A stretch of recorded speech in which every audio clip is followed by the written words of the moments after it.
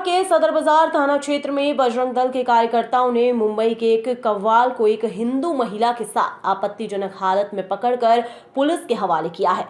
वहीं बजरंग दल के कार्यकर्ताओं को इस बात की सूचना लगी थी कि क्षेत्र में रहने वाली एक हिंदू युवती से कव्वाल की दोस्ती है। इसके बाद ही बजरंग दल के कार्यकर्ताओं ने इस पूरे मामले में कव्वाल को पकड़कर पुलिस के हवाले किया है। तो वहीं पुलिस द्वारा मामले की जांच पड़ताल की जा रही है। मध्य प्रदेश में लव जिहाद के मामले रुकने का नाम नहीं ले रहे हैं। ताजा मामला इंदौर के सदर बाजार थाना क्षेत्र के एक अपार्टमेंट का है, जहां बजरंग दल कार्यकर्ताओं को सूचना मिली थी कि मुंबई का रहने वाला एक कव्वाल नौशाद अली एक हिंदू युवती के साथ आपत्तिजनक हालत में है। सूचना के आधार पर बजरंग दल के कार्यकर्ता मौके पर पहुंचे और कव्वाल नौशाद अली को पकड़कर पुलिस थाने लेकर पहुंचे। वहीं बताया जा रहा है कि जिस युवती के साथ मुंबई के कव्वाल आपत्तिजनक हालत में था, वे क्षेत्र में ही रहने वाली एक हिंदू युवती है, जिसे भेला फुतला कर कव्वाल नौशाद ने अपने साथी में रख लिया था। वहीं इस पूरे मामले में जिस महिला के साथ कव्वाल रह रहा था, उस महिला ने पुलिस को किसी भी तरह की कोई शिकायत नहीं की थी, जिसके चलते पुलिस ने बजरंग दल के कार्यकर्ताओं की शिकायत पर कव्वाल नौशाद के खिलाफ शांति भंग करने की धाराओं में प्रकरण दर्ज कर गिरफ्तार कर जेल भेज दिया है। थाना क्षेत्र में कव्वाल को गिरफ्तार करा है, किस प्रकार का पूरा मामला है? सदर बाजार थाना क्षेत्र में एक व्यक्ति जिनका नाम नौशाद है और जो पेशे से कव्वाल है, उनको कुछ लोगों के द्वारा थाने लेकर के आया गया था और जिसके बाद पुलिस ने इस संबंध में जांच करी है और जांच से पाया गया है कि जो व्यक्ति है ये पूर्व से शादीशुदा है और इसकी पत्नी ने भी इसके विरुद्ध 498 का एक आईपीसी के तहत उत्पीड़न का केस जो है वो दर्ज कराया है और ये मूलतः मनावर धार का रहने वाला है और इसकी ससुराल खरगोन में है। और इसके बाद सदर बाजार थाना क्षेत्र में कुछ लोगों के द्वारा इस व्यक्ति को लेकर के आया गया और उनके द्वारा जो है इसके संबंध में शिकायत करी गई थी, जिसके बाद पुलिस ने आरोपी के विरुद्ध पूर्व में जो प्रचलित 151 CRPC है उसके तहत BNS की सुसंगत धाराओं में प्रकरण पंजीबद्ध किया गया और आरोपी को हिरासत में ले करके जेल दाखिल कराया गया। मुरैना में लोकायुक्त पुलिस की बड़ी कार्रवाई देखने को मिली है। सहायक ग्रेड 2 जनपद पंचायत कर्मचारी को रिश्वत लेते हुए रंगे हाथों लोकायुक्त पुलिस ने पकड़ा है। सूत्रों से मिली जानकारी के अनुसार RTI सूचना देने के नाम पर किसान से मांगी थी 4000 रुपए की रिश्वत। किसान राम गोविंद त्यागी ने सैंथरा बड़ाई ग्राम पंचायत में सरपंच के खिलाफ किए जा रहे भ्रष्टाचार को लेकर लगाई थी RTI, जिसके जवाब के एवज में मांगी थी 4000 रुपए की रिश्वत।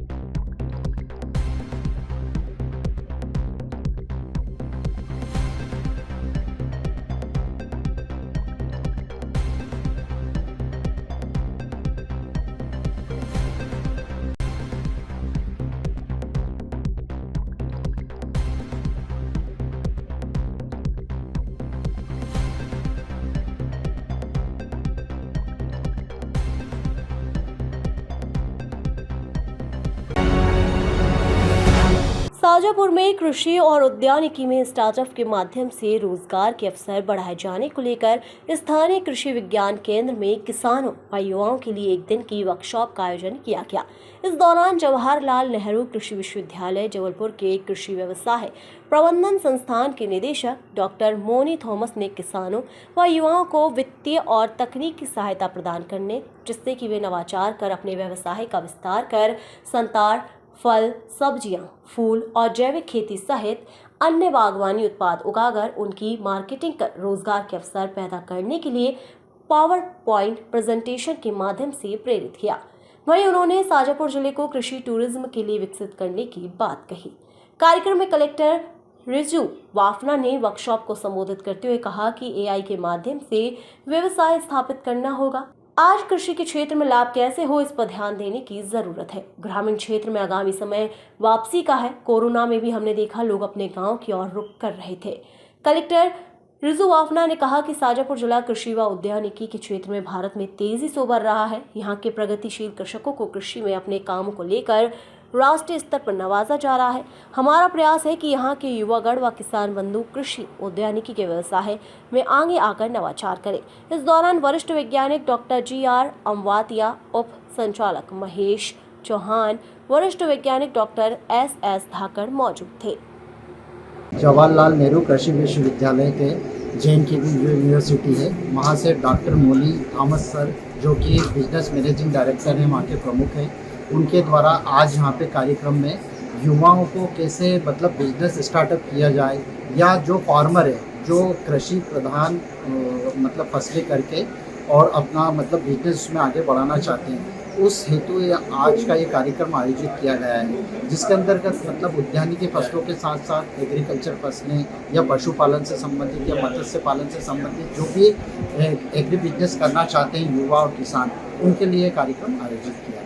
जो एक वरिष्ठ साइंटिस्ट हैं, एग्रीकल्चर साइंटिस्ट, वो ट्रेनिंग देने के लिए यहाँ पर उपस्थित हुए कि किसान कैसे अपने उत्पादन के माध्यम से व्यवसाय यानी कि स्टार्टअप कैसे स्थापित किया जा सकता है और उसके साथ ही साथ फंडिंग की क्या व्यवस्था है भारत सरकार के माध्यम से और कैसे वो फंडिंग के लिए अप्लाई भी कर सकते हैं, कैसे जो युवा है वो इससे जुड़ सकता है, कृषि के जो उत्पादन है उसको प्रोसेसिंग में हमें लेकर आना है, साथ ही साथ फार्मिंग टूरिज़्म को भी विकसित किया जा सकता है। तो इस क्षेत्र में अभी जो हमारे उन्नत किसान हैं उन सभी से चर्चा की गई और निश्चित ही हमारा जो किसान प्रधान हमारा ज़िला है उसको प्रोसेसिंग की दिशा में और कैसे आगे बढ़ना है इसका। थाना तुकुगंज हरिजन मोहल्ला 56 दुकान के पास रहने वाले मनीष पिता मुकेश मेवाती को आरोपी शुभम मेवाती उर्फ काला द्वारा पुरानी रंजिश को लेकर विवाद करने पर मारपीट की घटना में चाकू से हमला किया गया था। उस घटना में धारा 307 पुरानी IPC नई धारा 109 BNS के अंतर्गत जान से मारने के प्रयास की धारा में अपराध पाया गया था। आरोपी को गिरफ्तार किया गया है। अपराध क्रमांक 219/25 में गिरफ्तार किया गया। सर, एक चाकूबाजी हुई थी क्षेत्र में, आरोपी को गिरफ्तार किया।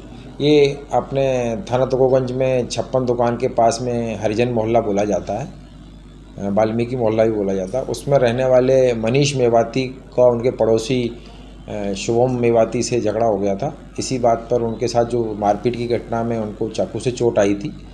चोट आने पर धारा जो अपनी जान से मारने की है 307 पुरानी और नई 109 BNS में अपराध में आज आरोपी को गिरफ्तार किया गया है और आरोपी को गिरफ्तार करके उसको जेल भेजा जा रहा है। सर, इसका जुलूस भी निकाला इलाके में?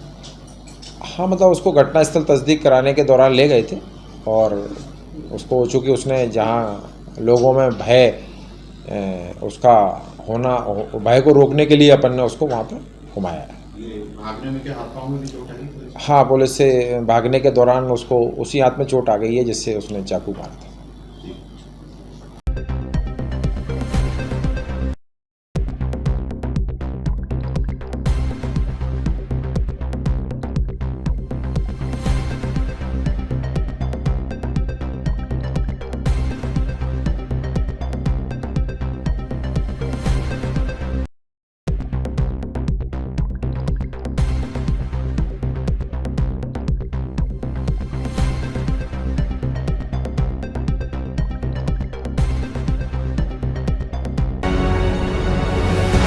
ऑपरेशन ईगल क्लो के अंतर्गत पुलिस थाना तेजाजी नगर की अवैध नशे के सौदागर के विरुद्ध प्रभावी कार्यवाही।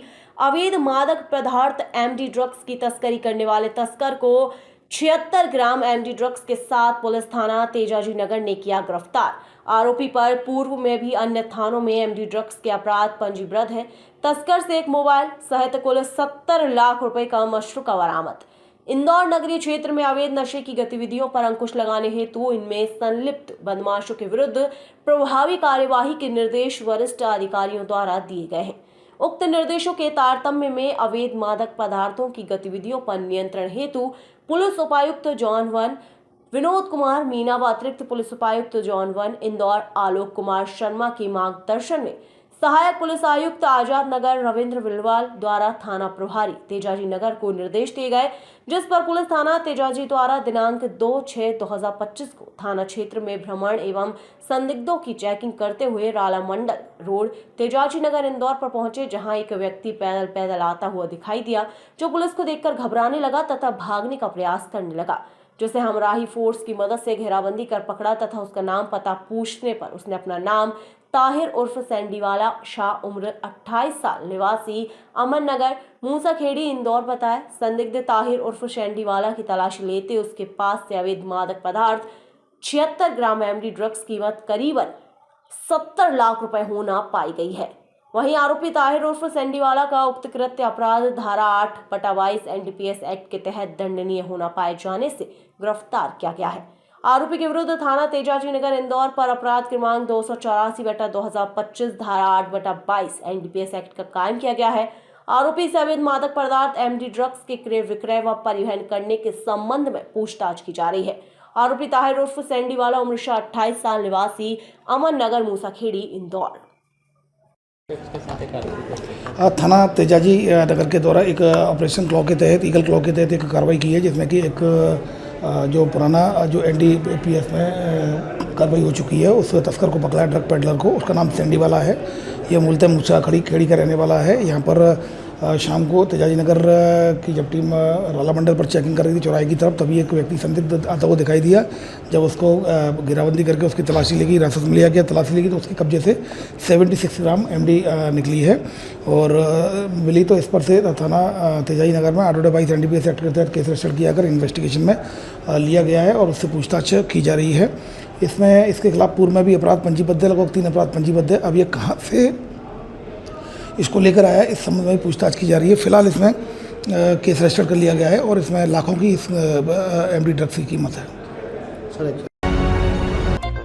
बड़ी खबर आ रही है धार जिले से। धार जिले में महिला बाल विकास परियोजना पर्यवेक्षक को रिश्वत देते किया रंगे हाथ गिरफ्तार। इंदौर लोकायुक्त ने बाद में पदस्थ परियोजना पर्यवेक्षक को लोकायुक्त की टीम ने पकड़ा। आज धार जिले के कुक्सी थाना अंतर्गत निसरपुर में आज इंदौर लोकायुक्त की टीम ने रिश्वतखोरी के मामले में महिला बाल विकास विभाग के पर्यवेक्षक को रंगे हाथ रिश्वत लेते हुए गिरफ्तार किया। आरोपी का नाम श्रीमती पुष्पा बैनर, जो वर्तमान में पर्यवेक्षक के साथ साथ अतिरिक्त प्रभारी परियोजना अधिकारी के पद पर कार्यरत थी। ये कार्रवाई लोकायुक्त महानिदेशक योगेश देशमुख के सख्त निर्देशों के बाद की गई।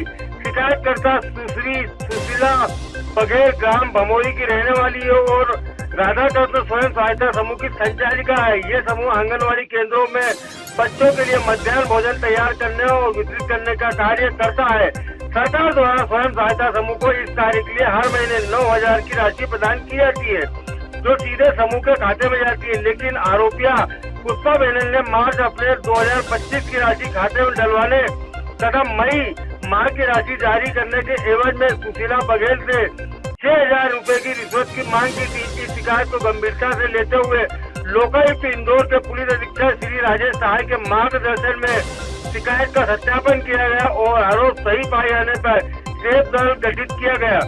आज ट्रेप कार्रवाई के दौरान आरोपिया पुष्पा बैनर को 4,000 रुपए की रिश्वत लेते हुए निसरपुर से रंगे हाथ गिरफ्तार कर लिया गया है। आरोपी के विरुद्ध भ्रष्टाचार निवारण अधिनियम की धारा 7 के तहत कानूनी कार्रवाई की जा रही है। इस कार्रवाई में शामिल टीम को पुलिस अधीक्षक आनंद चौहान के नेतृत्व में कार्रवाई को अंजाम दिया गया। टीम में आरक्षक विजय कुमार, अनिल परमार, चेतन सिंह परमार, कमेल तिवारी, महिला आरक्षक श्रीमती सोनम चतुर्वेदी, तथा वाहन चालक शेर सिंह ठाकुर शामिल रहे। आज लोकायुक्त के द्वारा एक कार्रवाई की गई है, किस प्रकार की कार्रवाई और कितने रिश्वत लेते पकड़ा गया है? ये फरियादियां हैं, आवेदिका हैं श्रीमती सुशीला बघेल, जो कि ग्राम भमोरी तहसील कुक्षी जिला धार की रहने वाली हैं, जो राधा कृष्ण स्व सहायता समूह का संचालन करती हैं। इनने इंदौर लोकायुक्त कार्यालय में आकर श्रीमान पुलिस अधीक्षक महोदय को एक शिकायत की थी कि मैं 6 साल से स्व सहायता समूह का संचालन कर रही हूँ, तो ये इनके आंगनबाड़ियों के लिए जो इनके स्व सहायता समूह को हर महीने 9,000 रुपये मध्याह्न भोजन के मिलते हैं, तो वो जो है हर महीने वाली राशि जो है महिला बाल विकास बाग द्वारा समूह के खाते में डाली जाती है। तो वो राशि डालने के एवज में मार्च अप्रैल की राशि और मई की राशि डालने के एवज में जो अनावेदिका हैं श्रीमती पुष्पा बैनल सुपरवाइजर हैं और अतिरिक्त प्रभारी परियोजना अधिकारी महिला बाल विकास विभाग बाग जिला धार हैं, रिश्वत मांगी जा रही है। तो जब इनने एसपी साहब को शिकायत की तो एसपी साहब ने ट्रैप दल का गठन किया और ट्रैप दल द्वारा जो अनावेदिका हैं श्रीमती पुष्पा बैनल, उनको 4,000 रुपये की रिश्वत राशि लेते हुए पकड़ा गया है। Gwalior breaking. Gwalior Hazira line number 1 में हुआ गैंगवार के दौरान चली जमकर गोलीबारी में भोला सिकरवार की हुई हत्या और उसके साथ ही पवन उर्फ कल्लू श्रीवास हुआ गंभीर रूप से घायल को इलाज के लिए भेजा, निजी अस्पताल में इलाज जारी। वहीं बंटी भदौरिया से चल रहा था पुराना विवाद। बंटी भदौरिया और उसके अन्य 5 साथियों पर गोली मारने का आरोप। पुलिस आरोपियों की तलाश में जुटी। हजीरा थाना क्षेत्र की घटना।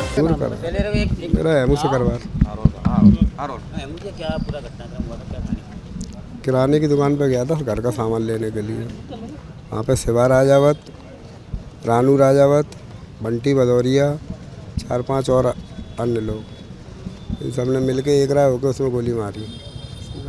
उसके पेट में लगी है, एक साथ में लड़का उसके लगी है। क्या वजह क्या, क्यों मारी? पहले से उससे लड़ाई चल रही है। इस बात को लेके वैसे ही लड़ाई है साहब। पहले किसी और ने गोली मारी थी, हमारा नाम लिखा दिया तो दोबारा उसने।